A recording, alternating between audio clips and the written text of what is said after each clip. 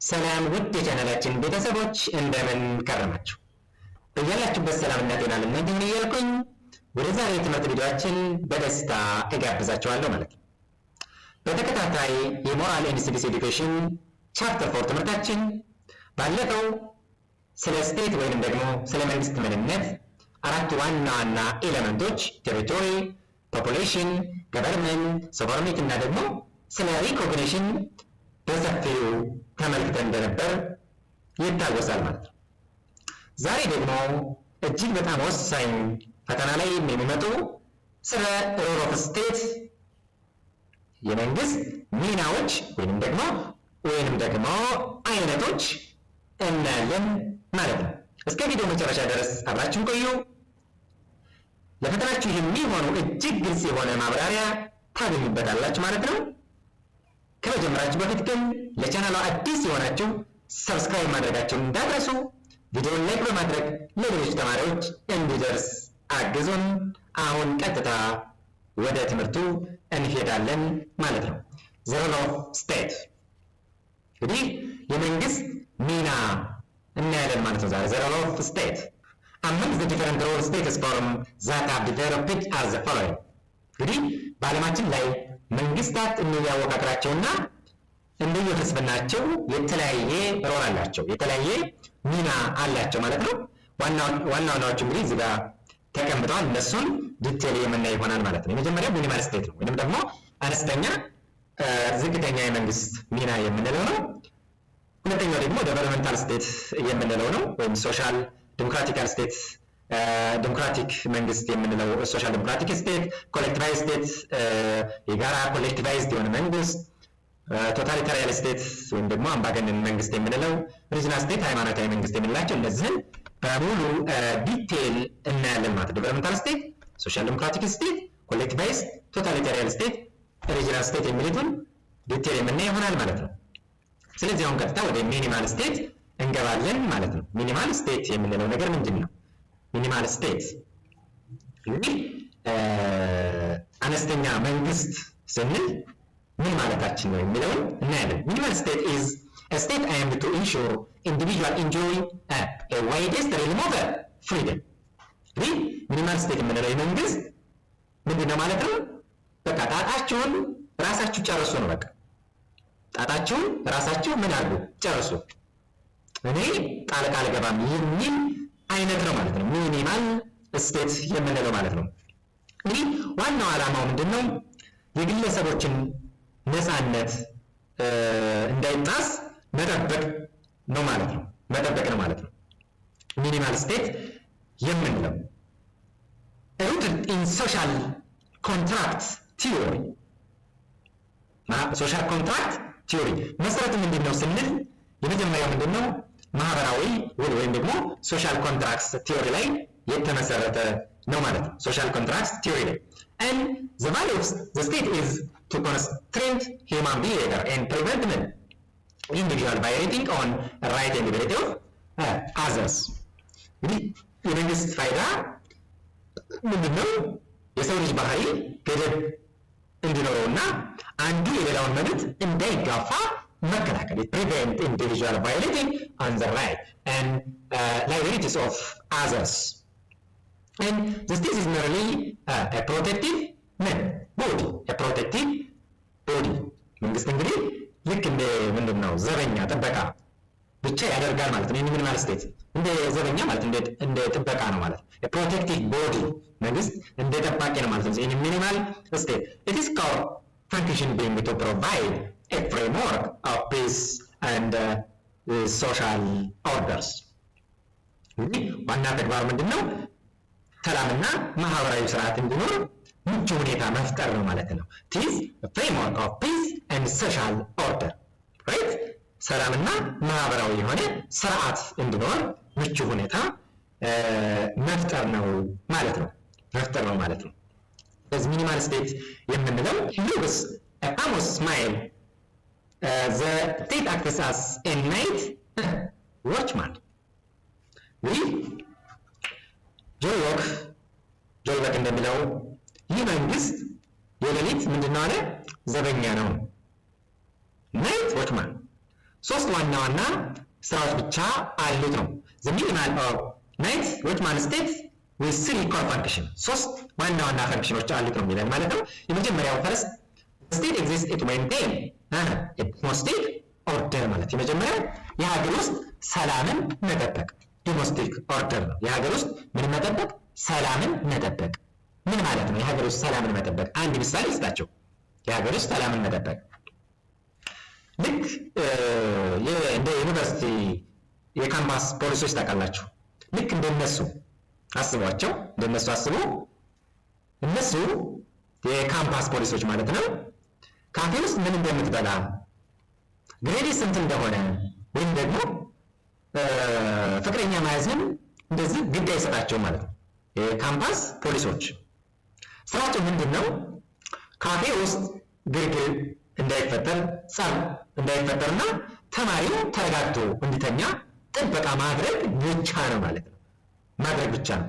this the state exists to maintain a domestic order ኮንሰፕቱን በዚህ መረዳት ትችላላችሁ። እንደዚህ ዘገድ it ensures that contract or voluntary agreements made between a private citizen are enforced. contract or voluntary agreement ውሎችንና ስምምነቶችን ማስከበር enforcement of the contracts።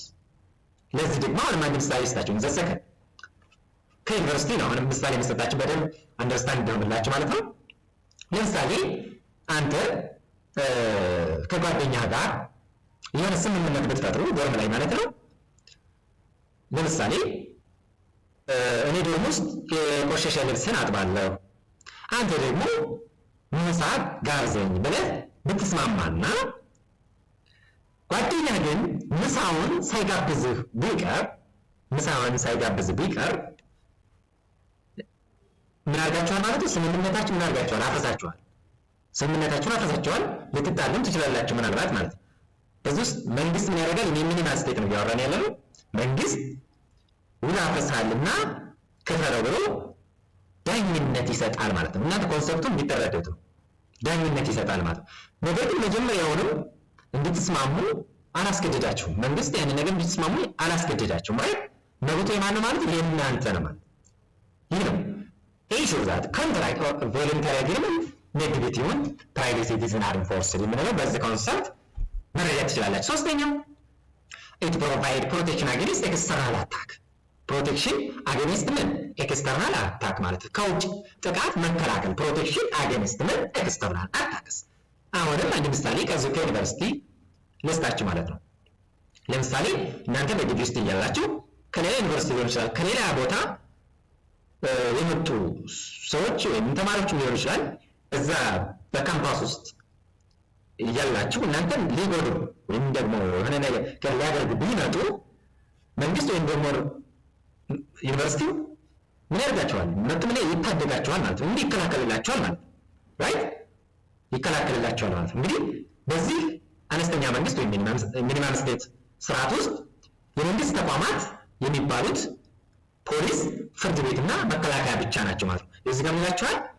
institutional apparatus of a minimal state is thus limited to a police force, a court system and a military of some kind. ተረዱ። ይህችን በደንብ አድርጋችሁ ያዙልኝ። ሚኒማል ስቴት ያዙልኝ። አነስተኛ መንግስት ስርዓት ውስጥ የመንግስት ተቋማት የሚባሉት ፖሊስ፣ ፍርድ ቤትና መከላከያ ብቻ ናቸው ማለት ነው። አይ መከላከል ብቻ ስራ ነው የሚሰሩት። እናንተ እንዳትጎዱ ጥበቃ ነው የሚያደርጉት ማለት ነው። ሌላ ነገር አያደርጉም የሚለውን ደግሞ ኮንሰፕቱን እንረዳለን። አንድ ምሳሌ ልስጣቸው፣ ተጨማሪ ምሳሌ ልስጣቸው። እንግዲህ በዚህ መንግስት ውስጥ ሚኒማል ስቴት ማለት ነው ምን ማድረግ ይችላል? ትምህርት በነፃ አልሰጥም፣ የጤና መድን የለኝም ይላል ማለት ነው። ዋናው ምንድን ማለት ነው? ፖሊስ ፎርስ፣ ኮርት ሲስተም፣ ሚሊታሪ ኦፍ ሰም ካይንድ። እንግዲህ ዩኒቨርሲቲው እኔ ጥበቃ አደርጋለሁ፣ ግጭት ካለ ደግሞ እፈርዳለሁ። ከዚህ ውጭ ግን ካፌ የለም፣ ዶርምም የለም፣ ክሊኒክም የለም። ዶርም የምትፈልጉ ተማሪዎች ራሳችሁ ተከራዩ፣ ካፌም ራሳችሁ ገዝታችሁ ብሉ። እንደዚህ ብላችሁ ያ ምንድነው ማለት ነው? ሚኒማል ስቴት ነው። ምን ብያቸዋል? the institution apparatus of minimal state that's limited to a policy force, a court system, a military of some kind ማለት ነው። some kind በዚህ መልኩ መረዳት ትችላላችሁ ማለት ነው። economic, social, cultural, moral and other responsibility belong to the individuals and are therefore firmly part of civil society እንግዲህ ግላዊ፣ ማህበራዊ፣ ባህላዊና ኢኮኖሚያዊ ጉዳዮች እነዚህ አጠቃላይ በሙሉ የግለሰቡ ምንድን ናቸው ማለት ነው? ኃላፊነት ናቸው ማለት ነው። የሱ ስራ ፖሊስ ፎርስ ናቸው ብያቸዋለሁ። ኮርት ሲስተም ሚሊታሪ ኦፍ ሰም ካይንድ ነው። አብዛኛው የጥበቃ የመከላከል ስራ ነው ማለት ነው። ይሄ ሚኒማል ስቴት ማለት ነው። እንግዲህ የግለሰቡ ኃላፊነት ናቸው እነዚህ ካልቸራል፣ ሶሻል፣ ኢኮኖሚካል እና ሞራል የሆኑ ማለት ነው። የግለሰቡ ምንድን ናቸው? ኃላፊነት ናቸው ማለት ነው። በዛ ገበያ እንዲነግስ ይደረጋል። ግን መንግስት የሚኒማል ስቴት መንግስት የሚመጣው ሰው ሲደበደብ ሊሆን ይችላል ወይም ደግሞ ስምምነት ሲፈርስ ብቻ ነው ማለት ነው። ሲፈርስ ብቻ ነው ማለት ነው። ስለዚህ በዚህ መልኩ መረዳት ትችላላችሁ ማለት ነው። መረዳት ትችላላችሁ ማለት ነው።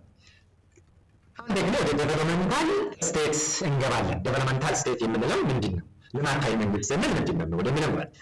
ዴቨሎፕመንታል ስቴት is one that intervene in economic life with the specific purpose of promoting industrial growth and economic development. ዴቨሎፕመንታል ስቴት ማለት ልክ ምን ልበላችሁ? ዴቨሎፕመንታል ስቴት የምንለው የሀገርን የኢኮኖሚ እድገትና የኢንዱስትሪ መስፋፋትን ለማምጣት መንግስት በኢኮኖሚ እንቅስቃሴዎች ውስጥ ምን ሲያደርግ በቀጥታ ጣልቃ የሚገባበት የመንግስት አይነት ነው ማለት ነው። ማን ዴቨሎፕመንታል ስቴት የምንለው ማለት ነው። ዴቨሎፕመንታል ጣልቃ ኢንተርቪው ኢን ዘ ኢኮኖሚክ ላይፍ ማለት ነው። ፕሮሞቲንግ ምን ለማድረግ ነው? ፕሮሞቲንግ ኢንዱስትሪያል ግሮዝ ኤንድ ኢኮኖሚክ ዴቨሎፕመንት የሀገርን የኢኮኖሚ እድገትና የኢንዱስትሪ መስፋፋትን ለማምጣት ሲባል መንግስት ምን ያደርጋል ማለት ነው? ኢኮኖሚክ ላይ ኢንተርቪው ያደርጋል። በኢኮኖሚ እንቅስቃሴዎች ውስጥ በቀጥታ ጣልቃ የሚገባበት የመንግስት አይነት ዴቨሎፕመንታል ስቴት ነው ብላችሁ መያዝ ትችላላችሁ። ጃፓን ፋውንደር ዴቨሎፕመንታል ስቴት እንግዲህ ጃፓን የዚህ ልማታዊ መንግስት ወይም ደግሞ የዚህ ዴቨሎፕመንታል ስቴት ሞዴል መስራች ሀገር ናት ማለት ነው። ሌሎችም ሲሚላር ሞዴል ኦፍ ዴቨሎፕመንታል ኢንተርቬንሽን ሃዝ ኤግዚስትድ ኢን ኢስት ኤዥያ፣ ፍራንስ፣ አውስትራሊያ ኤንድ ሰም ኤክስተንት ጀርመኒ። እንግዲህ ፈረንሳይ፣ አውስትራሊያ እና በተወሰነ መልኩ ደግሞ በጀርመን ውስጥም ይገኛል ማለት ነው። በዚህ መልኩ ዴቨሎፕመንታል ስቴትን መረዳት ትችላላችሁ። አንድ ምሳሌ ስጣችሁ ኮንሰፕቱን እንድትረዱት ማለት ነው። እንግዲህ አንድ ምሳሌ ልስጣችሁ። ለምሳሌ እያንዳንዱ ዲፓርትመንት የዲፓርትመንት መሪ አለው። ስለዚህ አንድ ዲፓርትመንት ተማሪዎችን በብዙ ነገር ሊያግዝ ይችላል። ለምሳሌ ሀገሪቱ አሁን የምትፈልገው ጎበዝ የዳታ ሳይንቲስቶችን ነው። የዲፓርትመንት ኃላፊ ማለት ነው።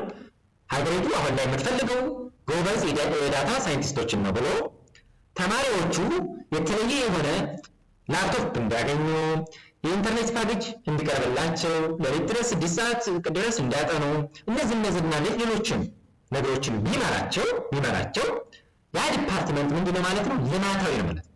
ዴቨሎፕመንታል ስቴት ነው፣ ልማታዊ ነው ማለት ነው። እድገትን ለማምጣት ምን እያደረገ ነው ማለት ነው? ጣልቃ ይገባል ማለት። ስለዚህ በዚህ መልኩ ዴቨሎፕመንታል ስቴትን አንደርስታንድ ማድረግ ትችላላችሁ። ሶሻል ዲሞክራቲክ ስቴት ወደሚለው እንገባለን። ሶሻል ዲሞክራቲክ ስቴት ወይም ደግሞ የደህንነት መንግስት ወደሚለው ሶሻል ዲሞክራቲክ ኢንተርቬንስ ቱ ብሪንግ አባውት a broader social restructuring ያዙልኝ usually in accordance with principles such as fairness, equality and social justice. እንግዲህ ሶሻል ዲሞክራቲክ መንግስታት በኢኮኖሚ ውስጥ ጣልቃ የሚገቡት ሰፋ ያለ ብሮደር የሆነ ሶሻል ሪስትራክቸር ሰፋ ያለ ማህበራዊ ለውጥ ለማምጣት ነው ማለት ነው። ምን ለማምጣት ነው ጣልቃ የሚገቡት? ሰፋ ያለ ማህበራዊ ለውጥ ለማምጣት ነው ማለት ነው።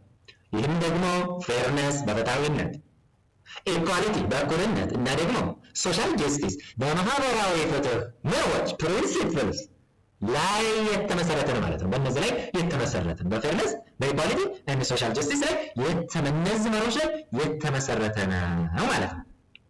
በዚህ መልኩ መረዳት the key to understanding social democratic state is seen as a means of enlarging liberty and promoting justice።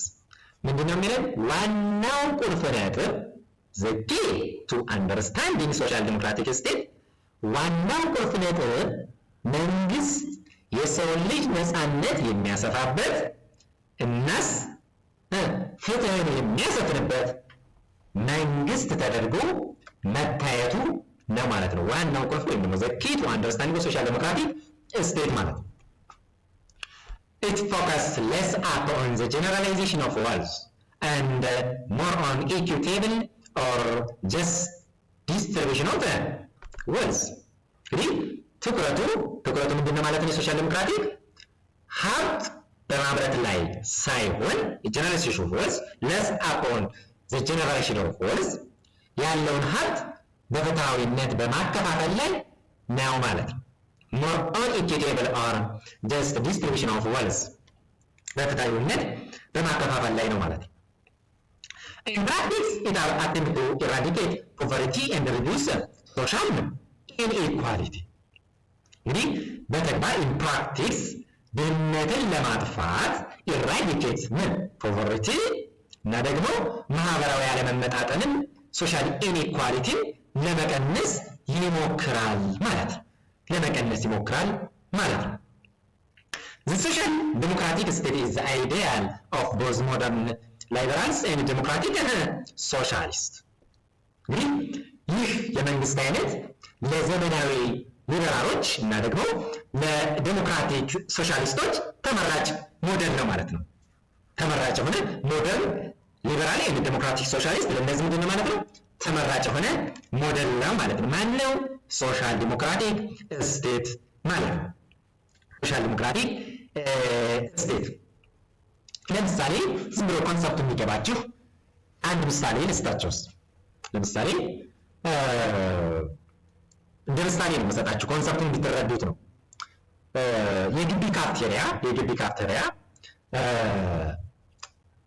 ምርጥ ማለት ገንዘብ ያለው ምርጥ ስቴክ ይብላ፣ የሌለው ደግሞ ዝም ይበል ሳይል ሀብታም ተማሪዎች ትንሽ ከፍ ያለ ክፍያ ወስዶ ምግብ መግዛት ለማይችሉ ተማሪዎች ደግሞ በነፃ ኩባን ቢሰጥ ይህ ምንድነው ማለት ነው? ሶሻል ዲሞክራሲ ነው ማለት ነው። ምን እያደረገ ነው? ከሀብታሙ ብድር ሊሆን ይችላል ማለት ነው። የሆነ ነገር ሰብሰብ አድርጎ ከዛች አድርጎ ለድሆቹ ደግሞ ያንን ነገር በነፃ እንዲጠቀሙ በማድረግ ምን ማድረግ ነው ማለት ነው? እኩል እንደማከፋፈል ማለት ነው። ኮንሰፕቱን እንድትረዱት ነው ማለት ነው። ራይት ኮንሰፕቱን ሀብት ያላቸውና የሌላቸው እኩል እንዲከፋፈል ያደርጋል ማለት ነው። ሀብት ያላቸውና የሌላቸው እኩል እንዲከፋፈሉ የሚያደርግ ነው ማለት ነው። በዚህ መልኩ ኮንሰፕቱን አንደርስታንድ ማድረግ ትችላላችሁ ማለት ነው። አሁን ወደ ኮሌክቲቫይዝ ስቴት ወደሚለው እንገባለን።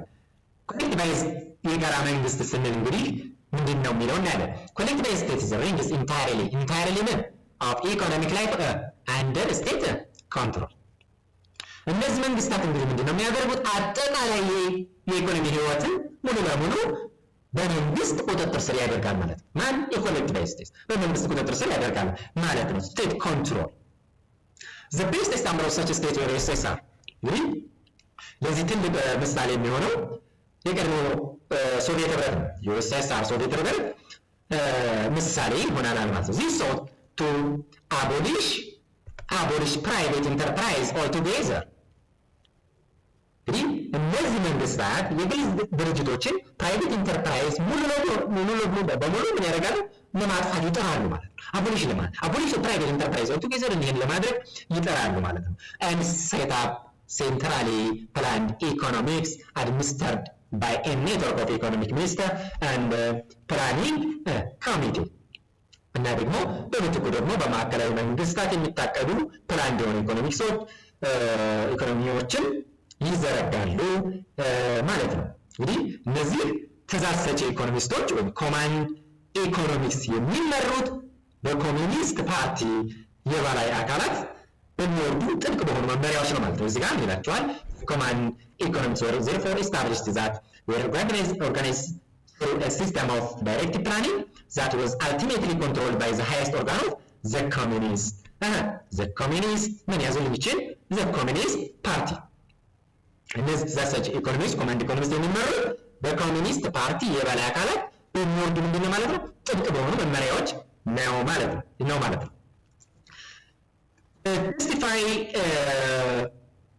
Justifications for states collectivization stems from a fundamental socialist preference for common ownership over private property። እንግዲህ ይህ አካሄድ የሚመነጨው የግል ንብረት ከመኖር ይልቅ የጋራ ንብረት ይሻላል ከሚል የሶሻሊስት ፍልስፍና ነው ማለት ነው። ከምንድን ነው የሚመነጨው አልኳችሁ? የግል ንብረት ከመኖር ይልቅ የጋራ ንብረት ይሻላል ከሚል የሶሻሊስት ፍልስፍና ነው ማለት ነው። በዚህ መልኩ ኮሌክቲቫይዝድ ስቴትን መለየት ትችላላችሁ። ለምሳሌ አንድ ምሳሌ ልስጣችሁ። ለምሳሌ አንድ ዶርም ውስጥ ተማሪዎች የራሳቸው የግል ሳሙና፣ የራሳቸው የግል ጫማ ወይም ደግሞ ልብስ እንዲኖራቸው ባይፈቀድና ደግሞ ሁሉም ነገር የዶርሙ የጋራ ነው ቢባል የትኛውን ጫማ ማን እንደሚለብስ የዶርም አለቃው ብቻ የሚወስን ከሆነ ያ ዶርም እንኳን ማለት ነው ኮሌክቲቪዝም ነው ማለት ነው። የግል ነፃነት የለም ማለት ነው። እዚህ ሁሉም ነገር በመንግስት በአለቃው እቅድ ብቻና ብቻ ነው ማለት ነው። ኮንሰፕቱን እንድትረዱት ነው። ኮንሰፕቱን በዚህ መልኩ ትረዱታላችሁ ማለት ነው። እንግዲህ ጃፓን ለልማታዊ ኖርዌይ ደግሞ ለሶሻል ዴሞክራቲክ እና ደግሞ የቀድሞዋ ሩሲያ ለኮሌክቲቪስት ምሳሌ ናቸው ማለት ነው። እነዚህ ሀገራትም እንደ ምሳሌ ያዙልኝ። አሁን ወደ ቶታሊታሪያን ስቴት እንገባለን። The most extreme and extensive form of interventionism is totalitarianism። እንግዲህ ይህ እጅግ በጣም ከፍተኛውና ሰፊው የመንግስት ጣልቃ ገብነት የሚታይበት ስርዓት ነው። It's the most extreme and extensive form of interventionism ማለት ነው። እጅግ በጣም ከፍተኛ የመንግስት ጣልቃ ገብነት የሚታይበት ስርዓት ማን ነው ማለት ነው? ቶታሊታሪያን ነው፣ ስቴት ነው። ይቺን ያዘለ ፈተና ላይ ተመጣጣ it is the constructions of all embracing state penetrates in every aspect of human existence። እንግዲህ ሁሉን አቀፍ መንግስት የሚገነባ ሲሆን በሰው ልጅ የህይወት ዘርፍ በሙሉ አጠቃላይ ማለት በእያንዳንዱ እንቅስቃሴ ውስጥ ዘልቆ ይገባል ማለት በእያንዳንዱ አስፔክት ኦፍ ሁማን ኤግዚስተንስ ፐኔትሬት አድርጎ ያደርጋል። ኤምብራሲንግ ስቴት ማለት ነው። The state is not only the economy but also education, culture, religion, family life and so on under direct state control under direct control። መንግስት ኢኮኖሚን ብቻ ሳይሆን not only the economy መንግስት the state is not only the economy ኢኮኖሚን ብቻ ሳይሆን ትምህርትን፣ ኤዱኬሽን፣ ባህልን፣ ካልቸር፣ ሃይማኖትን፣ ሪሊጅን፣ የቤተሰብ ህይወትንና ሌሎችንም ዘርፎች እንግዲህ በቀጥታ በመንግስት ቁጥጥር ስር ያደርጋል ማለት ነው። ይህ ቶታሊታሪያን ስቴት the best examples of totalitarian states are Hitler Germany, Caesar, Saddam Hussein, Iraq argued have similar characters። እንግዲህ እዚህ ጋር ያሉት የሂትለር ጀርመን፣ የስታሊን ሶቪየት ህብረት እና ደግሞ የሳዳም ሁሴን ኢራቅ ተመሳሳይ ባህሪ እንዳላቸው ይገለጻል ማለት ነው። The central pillar of such regimes are a comprehensive process of surveillance and terroristic policing and a pervasive system of ideological manipulation and control። ሴንትራል ፒላር ዋና ምሰሶቹ ጥብቅ የሆነ የክትትል ወይም ሰርቪላንስ እና የማስፈራሪያ ፖሊስ ስራ ሰርቪላንስ ኢን ቴሪቶሪስት ፖሊሲንግ እንዲሁም ደግሞ የተንሰራፋ የአስተሳሰብ መጠቀሚያ አይዲዮሎጂካል ማኒፑሌሽን እና ደግሞ ቁጥጥር ኮንትሮል ናቸው ማለት ነው። ዋና ምሰሶቹ ሴንትራል ፒላሮቹ ማለት ነው። ኢን ቶታሊታሪያኒዝም በዚህ መልኩ ትረዱታላችሁ ማለት ነው። ለምሳሌ አንድ ምሳሌ አሁንም ከዶርም ከካምፓስ ውስጥ አሁን ምሳሌ ስጣችሁ ኮንሰፕቱን ትረዱት ማለት ነው። ቶታሊታሪያን ስቴት የምንለው አንድ ዶርም አለቃ ተማሪዎች መቼ እንደሚተኙና መቼ እንደሚነቁ ብቻ ሳይሆን ምን አይነት ልብስ እንደሚለብሱ፣ ምን አይነት መጽሐፍ እንደሚያነቡ፣ ከማን ጋር እንደሚጓዙና እንዲሁም ደግሞ በትርፍ ጊዜያቸው ምን ማሰብ እንዳለባቸው ጭምር ይወስንና ይህን ካላደረጉ እቀጣለሁ ብሎ በየቦታው ካሜራና ሰላይ ቢመድብ ይህ ምንድነው ማለት ነው? ቶታሊታሪያኒዝም ይባላል። ምንም የግል ነፃነት የለም። የግል ነፃነት ታይምስ ዜሮ is equals to ዜሮ ነው ማለት ነው። የግል ነፃነት ምንድነው? በዜሮ ተባዝቷል ማለት ነው። ራይት። ስለዚህ በዚህ መልኩ ቶታሊታሪያኒዝምን መረዳት ትችላላችሁ ማለት ነው። ሪሊጂየስ ስቴት ወደሚለው እንገባለን። ሪሊጂየስ ስቴት እንግዲህ ሃይማኖታዊ መንግስት ስንል ምን ማለታችን? Religious state is a theocratic with a strong bond of state and religion. እንግዲህ ሃይማኖታዊ መንግስት ማለት በመንግስትና በሃይማኖት መካከል ጠንካራ ትስስር ያለበት ቴዎክራሲያዊ ስርዓት ነው። Religious states are founded on the basis of religious principles. Religious principles. እንግዲህ ሃይማኖታዊ መንግስታት የሚመሰረቱት በሃይማኖታዊ መርሆች religious principle ላይ ነው ማለት ነው። The period since in 1980 has witnessed the rise of the religious state, driven by the tendency within the religious fundamentalism to view religion as the basis of politics. እንግዲህ በ1980ዎቹ ጀምሮ ሃይማኖታዊ አከራካሪነት እንደ ፖለቲካ መሰረት የመቁጠር ዝንባሌ ጨምሯል ማለት ነው። ይህ በመጨመሩ የዚህ አይነት መንግስታት መነሳሳት ታይቷል ማለት ነው።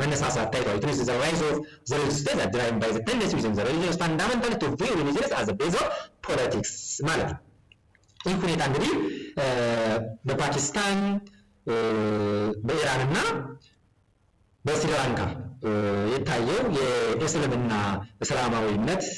እስላማይዜሽን ሂደት ዋነኛው ማሳያ ነው። This was evident in the process of Islamization in Pakistan, Iran and Sri Lanka. እንግዲህ አንድ ምሳሌ እሰጣችሁና ሪጂናል ስቴትን እንጨርሳለን ማለት ነው። ሪጂናል ስቴት ለምሳሌ አሁንም እዛው ከዩኒቨርሲቲ ጋር ነው ምሳሌ የምሰጣችሁ እንድትረዱት። የዩኒቨርሲቲው ድጋት አጠቃላይ በሙሉ የሚወጡት ከሲቪል ህግ ሳይሆን ከአንድ ሃይማኖት ነፃ ብቻ ቢሆን እና ደግሞ መምህራን የሚመረጡት ደግሞ በእውቀታቸው ብቻ ሳይሆን በሃይማኖታዊ ጥንካሬያቸው ቢሆን ያዙልኝ፣ በሃይማኖታቸው ጥንካሬያቸው ቢሆን ያ ዩኒቨርሲቲ ልክ እንደ ሃይማኖታዊ መንግስት ነው ማለት ነው። እንደ ሪጂናል ስቴት ነው ማለት ነው። ራይት? ተረዳችሁ? የዩኒቨርሲቲው ድጋፍ በሙሉ የሚወጡት ከሲቪል ህግ ሳይሆን ከአንድ ሃይማኖት ነፃ ብቻ ቢሆን ነው ያልኳቸው።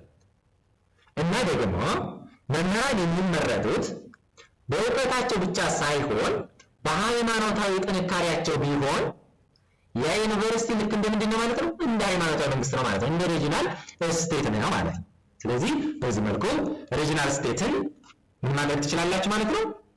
መለየት ትችላላችሁ ማለት ነው። በዚህ መልኩ መለየት ትችላላችሁ ማለት ነው። እንግዲህ እሺ፣ የዛሬ ትምህርታችን ይህንን ይመስል ነበር። እንግዲህ ስለ ተለያዩ የመንግስት ሚናዎች እንደ ሚኒማል ስቴት፣ ሪጂናል፣ ቶታሊታሪ ያሉትን ዋና ነጥቦች በግልጽ ለመረዳት እንደረዳችሁ ተስፋ አደርጋለሁ። በቀጣይ ቪዲዮአችን ደግሞ የዚሁን ቻፕተር ቀጣይ ክፍል የሆነውን ስለ አንደርስታንዲንግ ገቨርንመንት፣ ስለ ገቨርንመንት እና ሲቲዝንሺፕ፣ ስለ መንግስት ተግባራትና ዜግነት ይዘን እንመጣለን። ማንኛውም ያልገባችሁ ጥያቄ ወይም ደግሞ አስተያየት ካላችሁ ከታች በኮሜንት መስጫው ላይ ጻፉልኝ። እኔም ፈጣን ምላሽ ለመስጠት እሞክራለሁ ማለት ነው። ቪዲዮውን ከወደዳችሁ ላይክ እና ለጓደኞቻችሁ ሼር ማድረጋችሁን አትርሱ። ጊዜያችሁን ሰጥታችሁ ከእኔ ጋር አብራችሁ ስለተማራችሁ ከልብ አመሰግናለሁ። ለፈተናችሁም መልካም ዕድል እመኛለሁ። በቀጣይ ቪዲዮ እስከምንገናኝ ሰላም ሁኑ። ቻው።